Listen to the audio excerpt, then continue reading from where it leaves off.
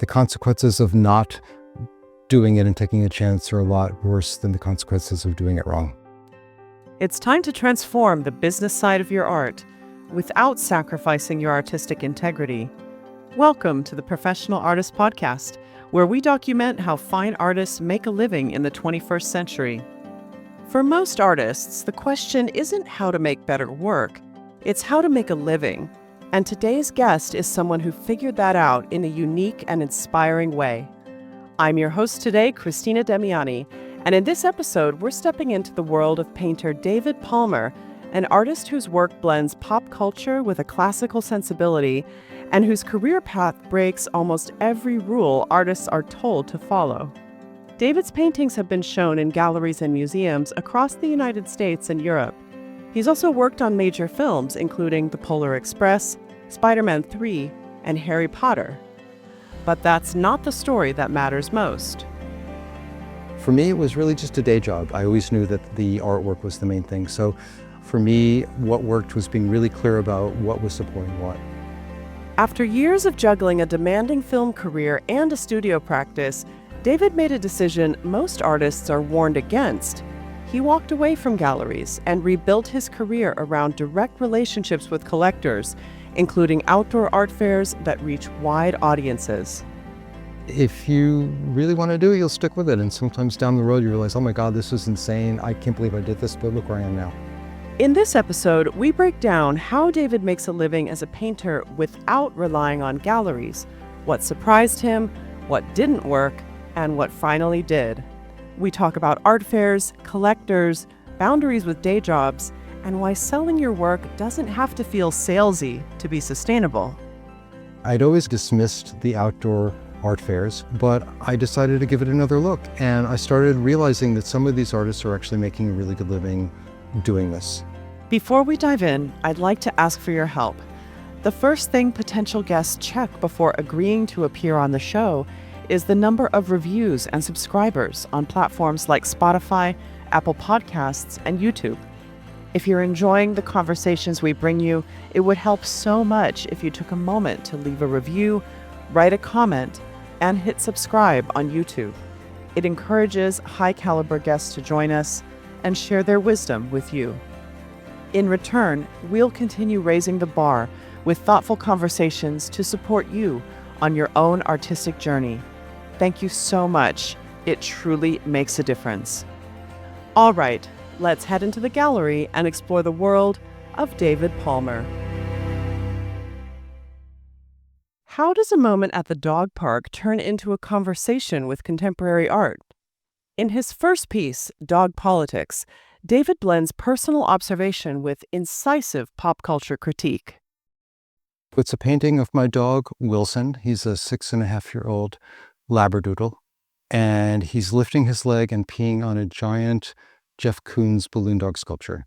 A lot of my work is combining some sort of personal experience with something that's a little bit more universal or more shared by other people.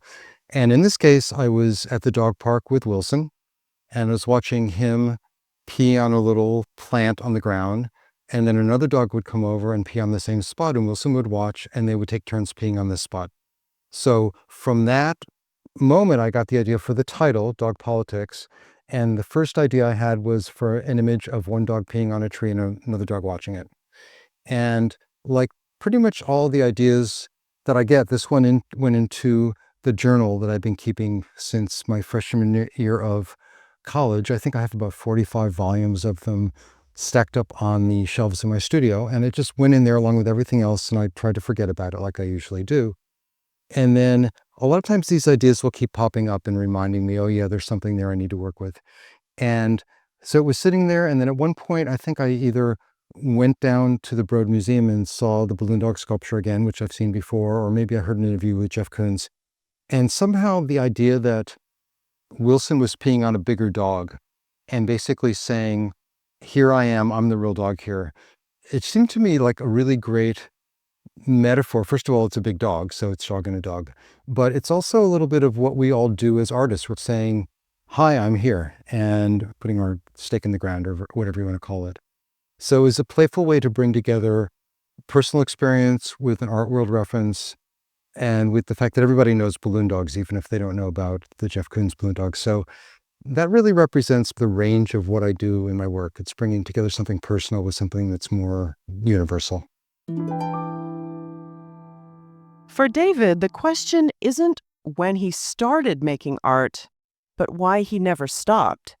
From childhood drawings to oil paintings and club posters, he shares how early encouragement and a dual passion for music shaped his creative world. I don't remember ever not making art. All kids draw, and most of them stop. And I just never did. I think it was in sixth grade that my art teacher, the ones that brought the cart around to the room once a week for art class, noticed that I had something, not sure what, and she was teaching a summer art school class and asked if I wanted to do it. So I did. And every day for 5 days a week for the whole summer, I went to this class. And it was the first time I did an oil painting, because before then I'd been doing drawing with crayons and pencils and watercolors. And it was of an imaginary underwater scene with a shark and kelp and some other things.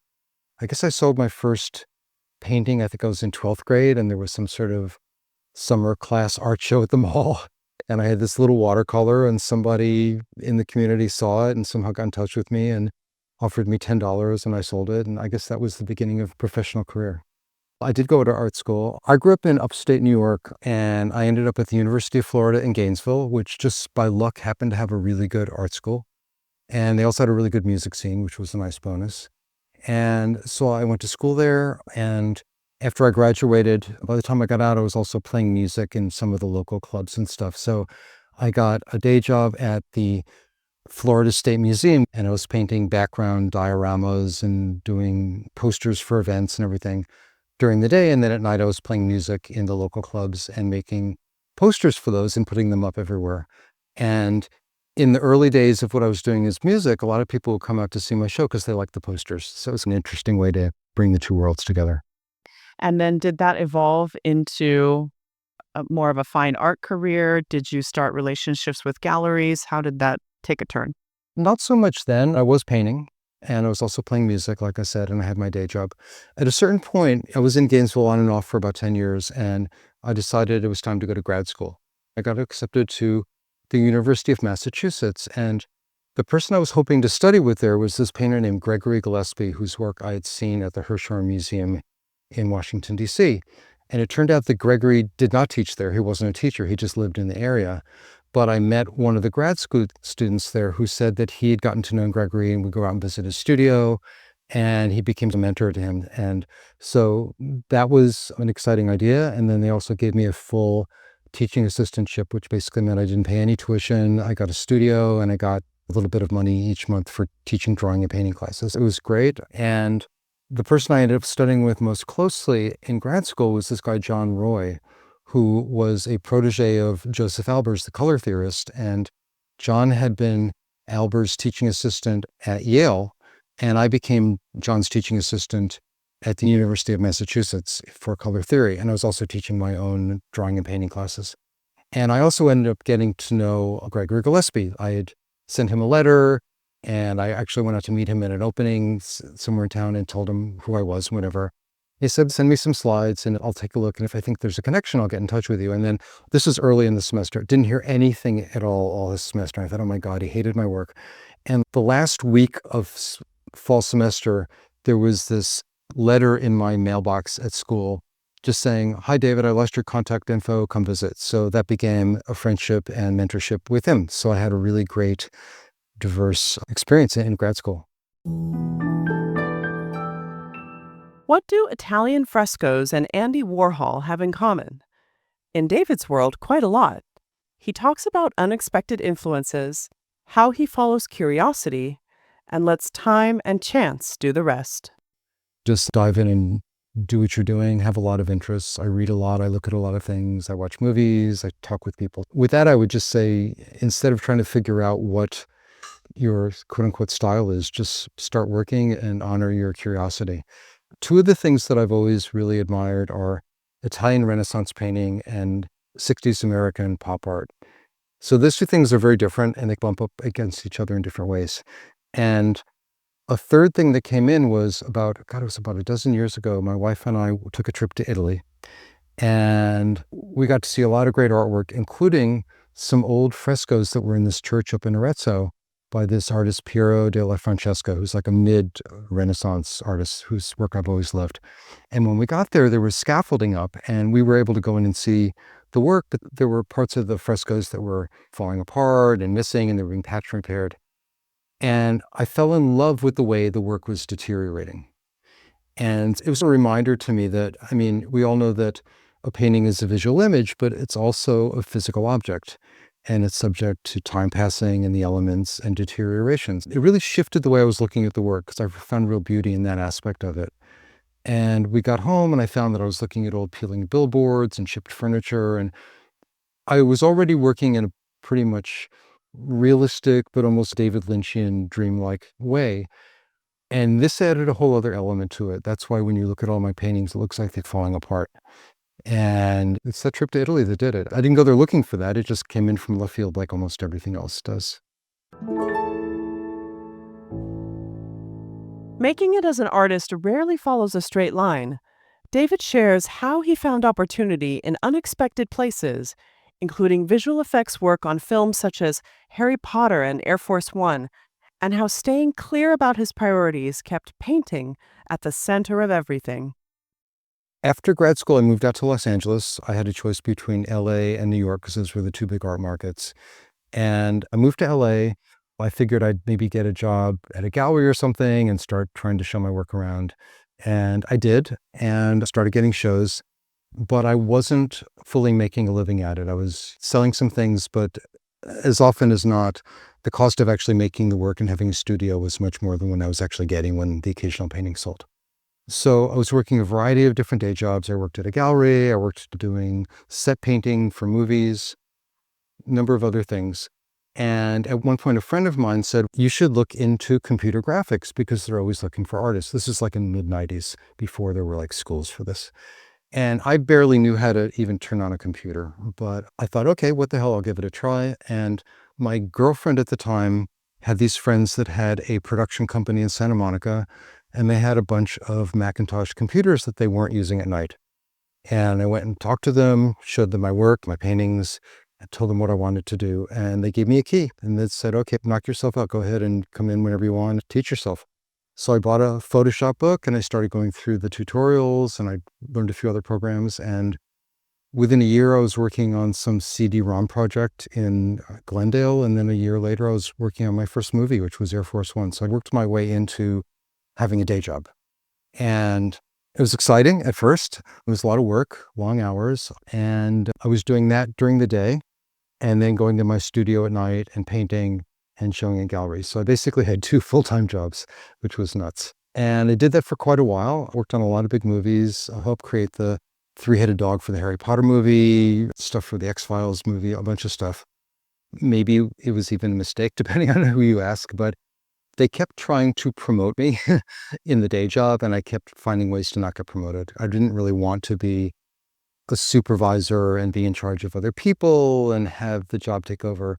I was always really clear that even though I was working with people who were living their dream working on movies, for me, it was really just a day job. And I knew that. I always knew that the artwork was the main thing. So for me, what worked was being really clear about what was supporting what. And a lot of the money that I made doing the day job went into studio rent and art supplies. And also at one point I printed up a 12-page color catalog and sent it out to 1,000 curators. And most of them, in most cases, I think it got ignored, but I ended up at some point with a year's worth of solo museum shows from the people who did response. Sometimes I feel like if something seems really impossible, you're probably not going to do it. And if you're naive enough to think that it is possible, you might do it and you might actually succeed at it. I sometimes just dive in and do things regardless. I think after years of art school and also years of playing music in front of an audience, it got to the point where I realized it really doesn't matter. It doesn't matter what you say. Nobody cares. Nobody's going to remember it. And the consequences of not doing it and taking a chance are a lot worse than the consequences of doing it wrong. At a certain point, I got laid off and I just said, I'm not going to keep chasing this. I'm just going to figure out how to fully make a living as a painter. And I'd always dismissed the outdoor art fairs. You see a lot of the same things over and over again, recycled impressionist landscapes and stuff. But I decided to give it another look. And I started realizing that some of these artists are actually making a really good living doing this. And I'd had a number of big solo shows at a gallery here in LA, and I had some museum shows and wasn't quite doing it. And I just withdrew from the galleries, started doing the outdoor art fairs, and it was a whole new learning curve. But that's how I'm mostly making a living now. Sometimes inspiration hits when doing something as simple as walking around the block. In his next painting, Moonwalk, David describes how reflection around everyday moments can lead to new creative directions.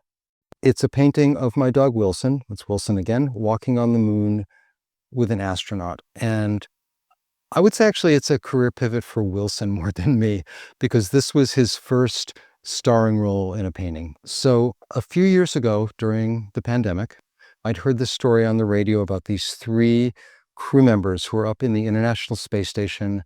They've been orbiting the Earth for 6 months, and they were coming back to Earth into a pandemic. And I heard that, and my brain just started spinning, thinking about what they were coming from and to. They're already in isolation. And I was thinking, if it was me, I'd say, could I just stay up here? I wondered if they'd wear their spacesuits when they got home, because it'd be better than masks. My mind just started going off in all these directions. So I got this idea to do a series of astronauts. And I put David Bowie's Space Oddity on repeat in the studio, Ground Controller Major Tom. And I started doing these astronauts that were based on NASA photos. As I was working on those, and every day I'm going out and walking my dog, I just started thinking, wouldn't it be cool if Wilson was walking on the moon too? And so one thing that got me through the early parts of the pandemic, when, of course, all the shows that I was doing were canceled, was one and then another of my clients started contacting me and saying, can you do a painting of my dog? And so I started doing all these dog portraits, and everyone was asking, so when are you going to paint Wilson? This was his first starring role in a painting. And it really combines all those same things we were talking about, where in this case, I had an idea that was very universal. Everyone knows about the astronauts. It was a metaphor for what everyone on the Earth was going through. So the idea started with something universal, and then the personal thing of my dog worked its way into it. So it works in both directions. When galleries weren't enough, David found a different path: art fairs. The fairs didn't just change how David sold his work, they changed how he understood his career and taught him how he could build a living, one conversation at a time. Somebody once asked me, like, what's your biggest challenge as an artist? And what I told them, it's the weather. When you're doing outdoor art fairs, you're outdoors. And sometimes in the desert near where you are, there'll be 80-mile-an-hour winds. In Chicago, there'll be thunderstorms. In Texas and the Midwest, there's tornadoes. So you never know when you're going to get to a show and you're all set to go, and then there's some weather event that either cancels the show or stops people from coming. So one thing to know about the shows is that it's a ridiculous amount of work, and you have to be ready for that. The first show I ever applied to was the Beverly Hills Art Show, which is here in the LA area. It's a local show. It's like half an hour from my house. I applied to the show, I got in, and I didn't have any idea what to do next in terms of I needed a whole booth display, a canopy and walls, and how do artists even do this? So between the time that I got accepted and the show itself, there was the show in La Quinta that I've now become a regular exhibitor at. And I went there not to look at the artwork, but to look at the tents and the walls and the equipment, and to understand how you even put up a display. And I talked to a lot of artists, and they were very forthcoming. It's one great thing about the community out there is it's not like you want to go bug somebody while they're trying to sell their work, but people tend to be pretty open with a lot of the technical information. And so I came back from that and I figured out what I was going to do. I ordered the canopy and the walls I needed and set up a booth. And at my first show, I didn't sell any paintings, but I sold like $700 worth of little prints. And I thought, wow, this is a great success. I made some money. And from then on, it's just been an experiment between what shows to apply to. I don't really show prints anymore. I just show the paintings. I have a much bigger booth, like a 20-foot booth that I set up at most of the shows. When I started out, I was renting a U-Haul van and just loading everything into the van, taking it to the show, setting it up, doing the show, and then at the end of the show, putting it back in the van, returning the van and starting over. And at a certain point, I realized if I'm going to be serious about this, I have to get my own van. And so I got my own van 7 years ago. So that's the marker for when I could say I've really been officially out on the road on a national level. And it's probably the most important piece of equipment or stuff I own. I can always do more paintings. I can always replace a part of a tent or something. But the van gives me the freedom to go do a show in Chicago or Texas or Greenville, South Carolina. There are different ways to learn about what shows there are out there. Almost every area has some sort of local art shows. And there's one called ZAP applications, ZAPP applications, which is the platform through which most of the shows have you apply. You put in images, you put in a picture of a booth, and you apply for the show. There's an application fee. You wait a couple or a few months and you find out if you got in or not. And then you decide based on the ones you got into, which ones you can actually do. Because if you get into one week on the East Coast, 1 week on the West Coast, obviously you have to make a choice. When I first started this, I was very nervous about the idea of trying to sell my work. I mean, I've talked about my work a lot. I've given presentations at museums and galleries. That part was easy. But the idea that I was actually trying to like make a sale was foreign to me. So I bought all these books on sales techniques and closing techniques, and it all seemed really creepy. And I ended up not using any of it. And what I found is that the best thing to do is just be open to telling people about your work. And when they ask, they want to know, how did you do this? They want to know, how long did it take you? They want to know what inspired this. The good thing for me about my work is there are usually some sort of stories behind any of the given series I do. So there's a little history I can give them about what the inspiration was. And that people seem to really connect with that. And then I never do any creepy closing techniques or anything. I just make sure they know how to get in touch with me. And if they need to go measure or think about it, I say, great, here's my card, here's my phone number if you need to get in touch. And I kind of let it go. And I probably don't make as many sales as somebody who's a really good salesperson, but it feels cleaner. I have a mailing list that people sign up for. I have them sign up for what I call my occasional newsletter, because I don't want them to think they're going to get spammed. And I send it out maybe 3 or 4 times a year at the most. The response that I really want to get is, oh, he's still alive, rather than, oh, no, not something else from this guy. So something where I want them to at least be happy to see something from me rather than feel like they're being bombarded. So the mailing is just one part. I'm pretty active on Instagram, which used to be a better format for getting known before Meta and Facebook took it over and have been doing what they do with it, but it's still useful. It's really important to have your own website and have it be really clear, easy to look at the images. So those are my approaches to it. It's not necessarily the right or wrong way. So I guess really all those things, showing up in person at the shows, talking to people, I give them a card that has an image on it. And on the back of the image, there is my bio, there's a little artist statement, and there is my contact info with, not my phone number, but I have my website, my Instagram, and an email address. And so I make sure my name is on the front. So if somebody puts it up on the refrigerator, they see the image and they see my name. And I get calls sometimes years later from people say, oh, I've been holding on to this for all this time and I really love this piece. Do you have anything that's available? Or are you coming back to the show that I met you at? And all those things, even at the shows, I'll put my name up on the wall and I have my Instagram handle under it and also a QR code where people can click in. So it's like all those different things feed each other. It's not like any one, but it's all of them.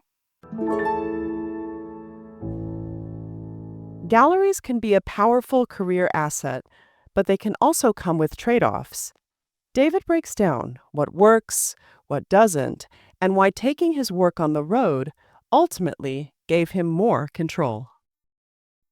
It's a partnership, and it's really good to be clear about what your terms are, like what each party expects of the other. And one of the things that I found with some of my gallery relationships in the past is sometimes I was a little bit more ambitious in terms of promotion than they were, and I was happy doing a lot of the extra work, but I wasn't always getting cooperation or support from their end of it on it. I guess being clear about who's going to do what, how they're going to do it, how you're going to split the money, what happens if the work doesn't sell when you get it back, what your deal is with showing with other galleries in other places. A lot of galleries want exclusivity for a certain geographic area. So there's a lot of different factors in that. There's really good things and really bad things about galleries. The good thing is that it's fun to see your work up on the wall. You can have a big opening. You can invite all your friends. They have their client list of people that they can contact and tell about your work. And it looks good on your resume. So you'll get a certain amount of exposure. Some of the downsides to galleries are, one of them is that they're not just representing you, they're representing maybe 20 or 30 or maybe even more artists. And you might get a solo show every, I don't know, 2 or 3 years at best. And in between, they're focusing on the other artists. And so if you have a show at a gallery and you sell a few pieces, that's great. Anything they keep is going into a back room. Somebody may or may not ever see it. It's just sitting there. The good thing about doing the outdoor art shows is I'll go to a show in like Dallas, and however many people, sometimes thousands of people, a lot more than would ever go to an art gallery, will come through and see my work. I'll sell however much I sell from the show, and then anything I don't sell goes with me to the next show along with any other work I want to show, and I have another audience of thousands of people. So with a gallery, you're kind of limited to whoever's going to come in the gallery and who their contacts are. With the outdoor shows, if you're doing 10 shows a year, you have access to 10 different markets, and there might be thousands of people that are seeing your work. Another problem with galleries is that if somebody comes in and sees one of your pieces and they really love it and they say, God, we really like this piece, but we need something that's bigger or it has some red in it or whatever. If they have something of yours in the back room that fits that, they will show them that. If they don't, they'll say, great, I have something by another artist. You're going to love this. It fits exactly what you're looking for. You will never know that the gallery never even showed them your other work. The gallery made a sale because they have to make sales. I'm not faulting them for that. But you didn't. Whereas if somebody comes to me at an outdoor art show or any other venue, they say, I have these other pieces, or I can create something for you and I can have a sale from that. That's the up and down sides of galleries. So I'm not really showing with any galleries in the US at the moment. And it's just me out there on the road doing the shows. I get approached by them, but I'm trying to keep up with just having enough work for the shows I'm doing. In David's next piece, Show Me the Monet, he reflects on how a single image can move from art history into popular culture, and how curiosity can turn reverence into reinvention. I grew up on the East Coast, and I used to go to the Museum of Modern Art in New York and look at Monet's big water lily triptych there, and made a big impression on me years and years ago. I've lived in LA for a long time, and here in Pasadena, we have a little gallery or a little museum called the Norton Simon Museum. It's an amazing museum. And behind the museum, they have a garden with a cafe and a lily pond. And years ago, before I started going there, they brought Frank Gehry in to help them redo the interior of the museum. And he brought in a landscape architect to redo the outside. There was a request by the people who ran the museum to have the garden emulate Monet's gardens in France, in Giverny. So when I go to the museum, I go look at the artwork, I go out to the cafe, I have some coffee. I'm looking at a lily pond and I'm thinking of Monet. He has created something that's part of popular culture. It's not even about the way he painted, it was just about the fact that he owns the subject matter. He's brought it into public consciousness the way Andy Warhol did with Campbell soup cans and Marilyn Monroe. So at one point I was sitting there looking at the pond and thinking, how would I paint Monet's subject matter, but as a pop artist, because that's what I think of myself as. And it launched this whole series, and it's my conversation with Claude. I think a lot of what drives me to keep doing what I do and never really get tired or bored from it is that there's just a curiosity about things and about the world and how things bump up against each other. I'm very interested, of course, in art, specifically in painting, but also music. I read a lot, I go to movies. We're exposed to just the world around us that's always changing. And all these things are unexpected sources of inspiration. And sometimes they bump up against each other in ways that create ideas to work with. Looking back on your career, what is the one piece of advice you wish you would have gotten when you were an emerging artist?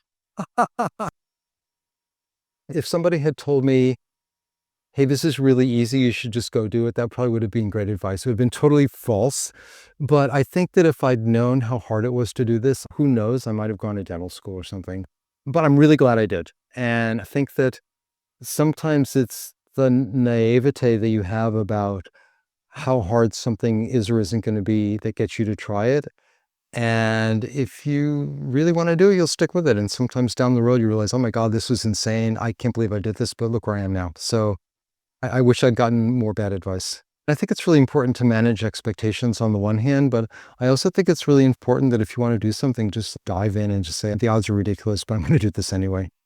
I'm not rich. I'm not famous. I'm still waiting for that. But I feel really lucky that I'm making a living at this. So many people I know that had regular jobs are looking to when they can retire and they can do, I'm not sure even what. And I can't even imagine stopping doing this. Like, why would I stop painting and showing my work?